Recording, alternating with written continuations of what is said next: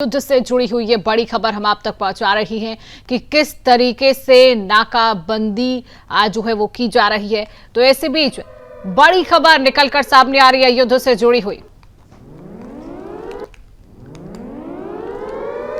तेल कीमतें और बढ़ने की आशंका बताई जा रही है। युद्ध से जुड़ी हुई ये बड़ी खबर है कि तेल कीमतें और बढ़ेंगी। अमेरिकी ऊर्जा मंत्री ने कहा है कि तेल की कीमतों में अब और इजाफा किया जाएगा।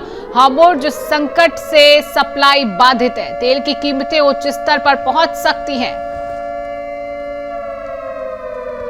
तेल कीमतें और बढ़ने की आशंका, बड़ी खबर लगातार आप तक पहुंचा रही हैं।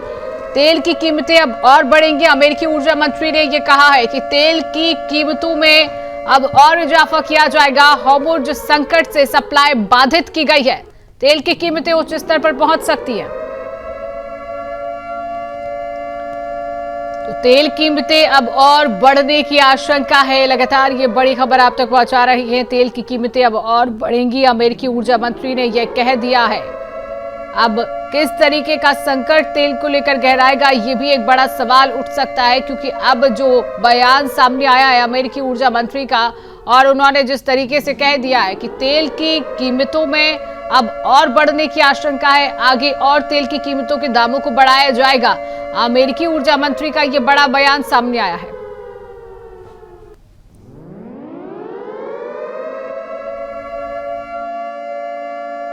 स्थिति बनी हुई है। जो तस्वीरें हम लगातार देख रहे हैं कि किस तरीके से बैठक की जाती है, फिर वो बैठक असफल रहती है, और उसके बाद अब सबकी निगाहें हैं कि क्या ये युद्ध आगे चलेगा या फिर वार्ता की जाएगी, कोई सफलता वार्ता में मिलेगी, शांति वार्ता क्या की जाएगी। तमाम सवाल लोगों के मन में है। लेकिन इसी बीच अब एक खबर निकलकर सामने आती है, क्योंकि जिस तरीके का संकट पूरी दुनिया झेल रही है, तेल संकट पूरी दुनिया झेल रही है, कि अब एक और बड़ी खबर है कि तेल की जो कीमतें हैं अब इसको और बढ़ा दिया जाएगा। तो इसका असर लोगों पर किस तरीके से पड़ेगा, ये भी एक समझने वाली बात होगी। और आज सवाल सिर्फ हॉर्मुज़ स्ट्रेट की नाकाबंदी का नहीं कर रही हूं मैं, सवाल ये भी है लोगों के मन में कि क्या दुनिया अब एक ऐसे मोड़ पर पहुंच चुकी है कि जहां अमेरिका की ताकत, यूरोप की चुप्पी और ईरान की चुनौती तीनों एक ही समुद्री गलियारे में टकरा रही हैं। क्योंकि एक तरफ यूनाइटेड स्टेट्स लगातार इस क्षेत्र में दबाव की रणनीति अपना रहा है, तो दूसरी तरफ ईरान खुलकर नाकाबंदी और जवाबी कार्रवाई की भाषा बोल रहा है। और इन दोनों के बीच सबसे बड़ा समुद्री संकट बन चुका है स्ट्रेट ऑफ हॉर्मुज़। लेकिन अब बड़ा सवाल है कि क्या अमेरिका सच में इस नाकाबंदी को अंतर्राष्ट्रीय समर्थन के साथ चला पा रहा है, या फिर पहली बार उसे यूरोप से ही झटका मिल गया। रिपोर्ट साफ कहती है कि कई यूरोपीय देशों ने इस नाकाबंदी अभियान से खुद को अलग कर लिया, यानी अमेरिका अकेला पड़ता दिख रहा है। बात करें तो दूसरी तरफ ईरान ने कई ईरानी टैंकर के जरिए सीधी चुनौती दे दी, और यह सब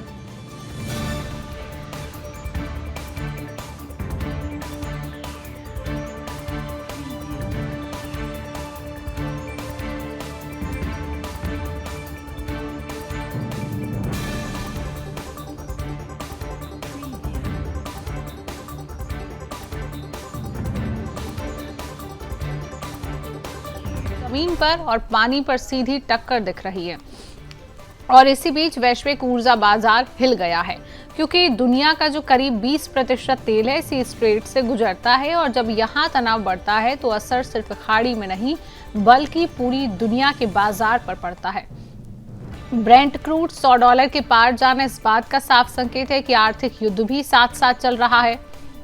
हालांकि बात करें तो सबसे बड़ा ट्विस्ट ये है कि अब फिर से अमेरिका और ईरान बातचीत के टेबल पर आने की नई वार्ता जो है उसकी संभावना भी जताई जा रही है। अब आगे क्या होता है ये भी समझना बेहद जरूरी होगा, और इसी को हम समझेंगे। हमारे साथ तमाम पैनलिस्ट जो है वो जुड़ चुके हैं। परिचय आपसे कराऊंगी। हमारे साथ रक्षा विशेषज्ञ कर्नल दिनेश शर्मा जी हैं। सर, बहुत बहुत स्वागत है आपका सुदर्शन न्यूज में। हमारे साथ राजनीतिक विश्लेषक अनिल गर्ग जी हैं। सर, आपका भी बहुत बहुत स्वागत करती हूँ आप दोनों पैनलिस्ट का। सबसे पहले चर्चा की शुरुआत दिनेश सर आपसे ही करूंगी। सर, जब बुलेटिन की शुरुआत की तो एक बड़ी खबर सामने आई है कि अब तेल की कीमतों में और इजाफा किया जाएगा, यानी कि अब तेल की कीमतें और बढ़ जाएंगी। तो अगर तेल की कीमतें बढ़ती हैं तो कितना बड़ा असर दुनिया पर और सबसे महत्वपूर्ण भारत पर क्या पड़ेगा? सर। मैडम, मैं सबसे पहले अपनी बात को शुरू करूंगा जहां पे कि कुछ पॉजिटिविटी नजर आती है। देखिए, पिछले 15 घंटे के अंदर कुछ इस प्रकार के पॉजिटिव खबरें आई हैं अमेरिका से निकलकर और साथ के साथ जो है ईरान से निकलकर कि उन्होंने अभी बातचीत के दरवाजे जो बंद नहीं किए हुए हैं। अमेरिका के वाइस प्रेसिडेंट की अभी कल शाम को जो फॉक्स न्यूज के अंदर जो उन्होंने इंटरव्यू दिया था उसमें उन्होंने जिक्र किया था इस बातचीत के बारे में कि काफी बातें जो है सकारात्मक रूप से हुई हैं, लेकिन जो ईरान का डेलीगेशन था शायद उनके पास इस प्रकार की पावर नहीं थी कि वो शर्तों को मान लेते, तो इसलिए जो है वो वापस अपने देश के अंदर गए हैं अपने सुप्रीम लीडर से कंसल्टेंसी के लिए। उसके साथ साथ जो है ईरान के जो प्रेसिडेंट साहब हैं उनकी फ्रांस के प्रेसिडेंट साहब से बात हुई है और उन्होंने कहा है, ईरान की तरफ से कहा गया है कि हम बातचीत को इंटरनेशनल नॉर्म्स के मुताबिक जो है वो दोबारा शुरू करते हैं। तो ये एक पॉजिटिविटी वाली बात हो जाती है। और तीसरी बात ये आ जाती है जो लेबनान एक बहुत बड़ा मुद्दा था, आज वाशिंगटन के अंदर जो है उनकी लेबनान और इजराइल की बात हो रही है जिसमें कि अमेरिका के विदेश मंत्री भी इन्वॉल्व हैं। लेकिन इसके साथ साथ एक बुरी खबर ये है कि हिजबुल्लाह ने लेबनान गवर्नमेंट को कहा है कि वो इस बातचीत के अंदर शामिल ना हो। तो ओवरऑल जो है इस प्रकार की जो घटनाक्रम बन रहा है, देखिए ऐसा हो जाता है कि एक पार्टी जो है दूसरे के ऊपर प्रेशर बनाने की कोशिश करती है कि ताकि जो है दूसरी पार्टी जब नेगोशिएशन टेबल के ऊपर आती है तो पहली वाली पार्टी का एक प्रकार से जो है उनकी बातों के अंदर ज्यादा वजन हो। तो ये जो अमेरिका ने जो नवल नाकेबंदी की है तो ये एक प्रकार से जो है प्रेशर बनाने की कोशिश की गई है। लेकिन अभी आने वाले दिनों के अंदर हमें देखना पड़ेगा कि चीन किस प्रकार से रिएक्ट करता है। चीन की तरफ से एक स्टेटमेंट आई है कि हमारे जहाजों को और हमारे टैंकरों को ना रोका जाए क्योंकि हमारा ईरान के साथ जो है एक समझौता है, एक उनका व्यापारिक समझौता है जिसके तहत जो है उनका तेल आना जाना होता है। और सबसे लास्ट बात जो बड़ी पॉजिटिविटी वाली बात नजर आ रही है वो ये है मैडम कि युद्ध के शुरू में और युद्ध के बीच के अंदर जो है वर्ल्ड पावर्स, चाहे वो यूरोप हो या कोई अन्य देश हो, वो सिर्फ एक मूक दर्शक, एक म्यूट स्पेक्टेटर की तरह देख रहे थे। लेकिन अभी हाल ही के दिनों में अब जो है फ्रांस और यूके जो है उन्होंने साफ तौर से मना कर दिया है कि हम इस सैन्य कार्रवाई में नहीं शामिल होंगे, लेकिन हम एक इंटरनेशनल समिट बुलाएंगे जिससे कि इस समस्या का हल हो चुके। तो ये इस प्रकार का इंडिकेशन है कि अब पूरी वर्ल्ड बॉडी जो है वो इकट्ठी हो रही है और एक प्रकार का वो डिप्लोमेटिक प्रेशर डालेंगे या बातचीत से डालेंगे जिससे कि ये समस्या का हल हो। हाँ, भारत के लिए ये एक प्रकार से बहुत संकट की घड़ी है क्योंकि हमारा अर्थव्यवस्था जो है वो खाड़ी देशों से जितना तेल आता है, फर्टिलाइजर आता है और बाकी जो हमारा निर्यात होता है, चाहे वो सब्जियां हैं या बाकी आइटमें हैं, उनके ऊपर काफी असर पड़ेगा। अगर ये बाई चांस ये नाकेबंदी नहीं खत्म होती है तो जैसा कि हमारी भारत सरकार ने बताया है कि हम बाकी और 40 देशों से गैस और तेल खरीद रहे हैं, लेकिन उसकी इम्प्लीकेशन ये है कि जब हम दूर के देशों से खरीदते हैं तो उस समय जो है हमारा पैसा भी ज्यादा लगता है और इसके साथ साथ जो है समय भी लगता है। बिल्कुल तो ये सर, आप हमारे सही कह रहे हैं कि लिए अगर हम दूसरे देशों से अगर खरीदेंगे तो उसकी कीमतों का असर हमें भारत देश में भी देखने को मिलेगा क्योंकि तेल संकट एक बहुत बड़ी समस्या है। भारत की अर्थव्यवस्था पर भी इसका असर हम देख सकते हैं। अनिल गर्ग जी के पास वापस लौटूंगी। अनिल जी, आपसे भी देखिए समझना चाहूंगी, जब इस्लामाबाद में बैठक हुई थी तो शांति वार्ता की बात की जा रही थी, पूरी दुनिया की निगाहें थी कि शायद अब जो है शांति वार्ता हो जाएगी, लेकिन वो बैठक पूरी तरह से असफल रहती है। लेकिन एक और खबर सामने आती है कि किम जोंग कहते हैं कि मैं अमेरिका से बात करने के लिए तैयार हूं, जो भी बन पाएगा वो किया जाएगा, युद्ध को रोकना होगा। तो अब आगे की स्थिति क्या स्पष्ट नजर आ रही है? एक तरफ जो है नाकेबंदी की बात समझ आ जाती है, दूसरी तरफ जो है वो बैठक का कहा जा रहा है कि आने वाले समय में शांति वार्ता हो सकती है। क्या संभावनाएं है सर आने वाले दिनों में? अनिल जी। जी, ये कहना कि पाकिस्तान में इस्लामाबाद में जो बैठक हुई वो पूरी तरह से फेल हो गई, ये थोड़ा सा ज्यादा जल्दबाजी हो गई। फेल नहीं हुई, लेकिन कभी भी कोई भी इस तरह का जो बैठक होती है वो पहली ही मीटिंग के अंदर कंक्लूडिंग एंड पे पहुंच जाएगी, ऐसा होता नहीं है। देखिए, एक वारफेयर होता है जो अभी बीच में चला पूरे 40 दिन तक, एक दूसरे पर हथियारों से, मिसाइल से हमला किया, एक दूसरे का नुकसान पहुंचाया। अब दूसरे तरह का वारफेयर चल रहा है जिसको हम साइकोलॉजिकल वारफेयर कहते हैं। साइकोलॉजिकल वारफेयर मैं इसलिए कह रहा हूँ क्योंकि जो नेगोशिएशन टेबल होती है उसके अंदर जो साइकोलॉजिकल ज्यादा स्ट्रांग होता है वही उस टेबल के ऊपर जीत के बैठ खड़ा होता है। तो अभी जो चल रहा है वो साइकोलॉजिकल वारफेयर चलता है।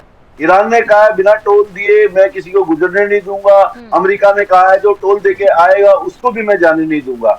यानी अमेरिका ये चाहता है ऐसा ना हो कि ईरान बाकी देशों के साथ इस तरह का समझौता कर ले कि भाई आप हमें पैसे दीजिए या हमारे से दोस्ती है इसलिए आप जाइए, और इजराइल और अमेरिका या उनके दोस्तों को मैं जाने नहीं दूंगा। अमेरिका का ये कहना है कि भाई अगर जाने देना है तो सबको जाने देना है, तो ये नहीं हो सकता कि जिसकी तुम्हारी मर्जी होगी जाएगा और जिसकी तुम्हारी मर्जी होगी नहीं जाएगा। और मैं ये कहता हूँ दोनों बातें अपनी अपनी जगह ठीक है। देखिए हार्मुज स्ट्रेट जो है वो एक इंटरनेशनल समुद्री रास्ता है, ईरान को कोई हक नहीं है उसको ब्लॉक करने का, चोक करने का।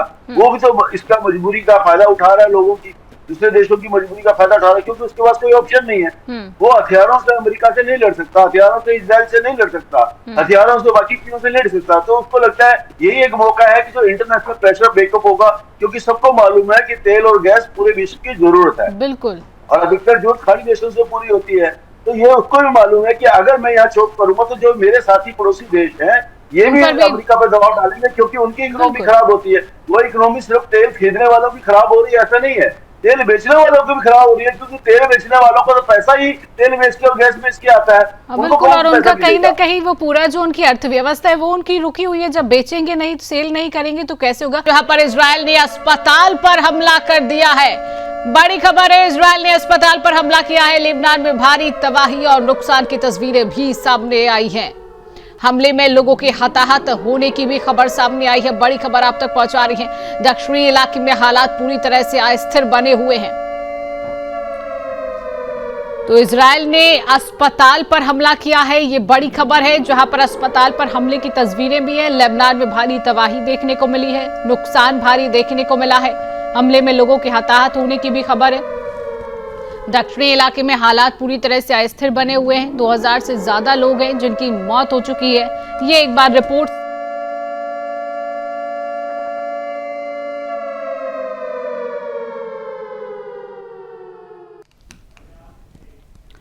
और चर्चा में वापस लौटेंगे। हमारे साथ लगातार पैनलिस्ट हमारे साथ बने हुए अनिल गर्ग जी से हमारी चर्चा चल रही थी। अनिल गर्ग जी, जिस तरीके से आप कह रहे थे कि अर्थव्यवस्था पर, बाकी देशों की अर्थव्यवस्था पर भी असर पड़ता है, लेकिन जो तेल बेच रहे हैं उनकी अर्थव्यवस्था पर भी असर पड़ता है।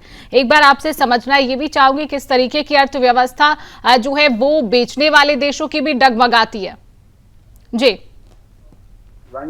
जी, अभी आपने देखा होगा जब ईरान पर इजराइल और अमेरिका ने हमला किया तो नेचुरली ईरान इजराइल पे हमला कर सकता है लेकिन अमेरिका पे हमला नहीं कर सकता। तो जितने भी खाड़ी देशों में अमेरिका के जो नेवल बेसिस थे, सभी एयर बेसिस थे, सभी पर उसने हमला किया।